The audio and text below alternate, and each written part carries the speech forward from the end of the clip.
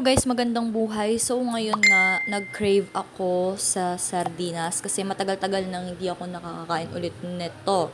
Kaya ngayon, naisipan ko mag-isa ako ng sardinas at yan nga, nagbabalat na ako dyan ng sibuyas at hihiwain ko na yan. Sunod kong hiwain ay ang siling labuyo, pampadagdag anghang kasi gusto ko maanghang yung sardinas para masarap yung kain ko.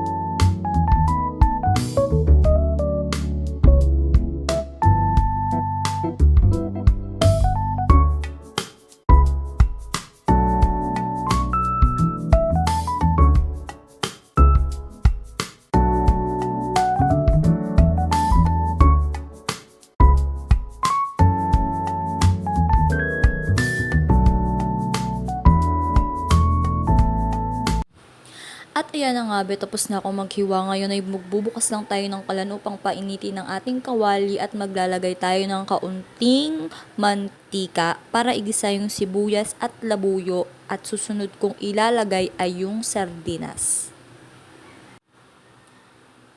Ayan, ilagay na natin ang ating sibuyas at imegos-megos mo lang yan hanggang sa maluto siya. Pagkaluto na siya, isunod na natin yung labuyo.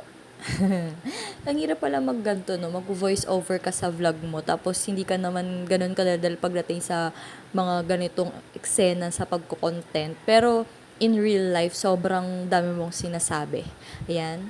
Dinudurog-durog ko lang dyan yung sibuyas. I mean, pinaghihiwalay-hiwalay ko lang sila para mas madali silang maluto.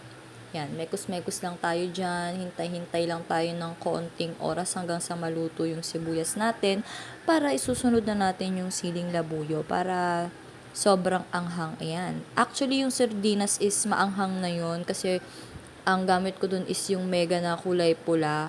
Pero dahil nga gusto ko yung maanghang talaga na pagkain, magdadagdag pa ako ng siling labuyo dyan. Depende naman yan sa inyo guys kung maglalagay kayo ng sili or hindi kasi may mga tao talaga na mahilig sa maanghang. May mga tao din naman na hindi mahilig sa maanghang. Pero ako kasi lumaki talaga ako sa maanghang na pagkain. Parang hindi ako mabubuhay kapag hindi maanghang yung kinakain ko. Nakakawalang gana kasi. Tsaka mas gaganahan ka kapag maanghang yung kinakain mo, 'di ba? Kaway-kaway dyan sa mga mahihilig din sa maanghang katulad ko. Yan, hintayin lang natin maluto ang sili tapos tsaka natin ilagay yung sardinas natin. Bale, naglagay lang ako ng konting tubig dun sa lata para masaid yung natitirang sauce. Ayan, para madagdagan din yung sabaw kasi grabe guys, yung sabaw pa lang yan ulam na yung sinaing ko na 1/2 cup ng kanin na ubos ko talaga siya.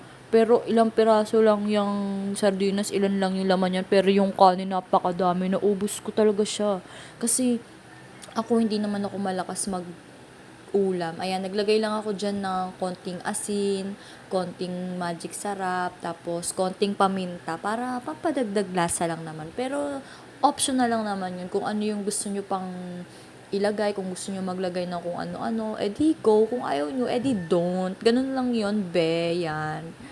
Yan, hintayin lang natin siyang kumulo-kulo ng konti hanggang sa maging okay na. Actually, yung sardinas, pwedeng-pwede naman yan kainin kahit na hindi pa siya gisa kasi luto naman na siya. Pero ako kasi, natripan ko lang na mag-isa ng sardinas kasi for the content na rin. Plus, para mas maanghang din kasi. Although, pwede naman yan pisaan pa ng sili kung sakaling hindi na igigisa, pero wala lang, trip ko lang siyang igisa. Bakit ba?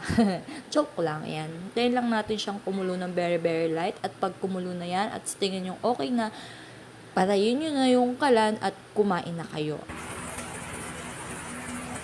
Charan! Luto na yan. Okay na yan guys, kaya kain na!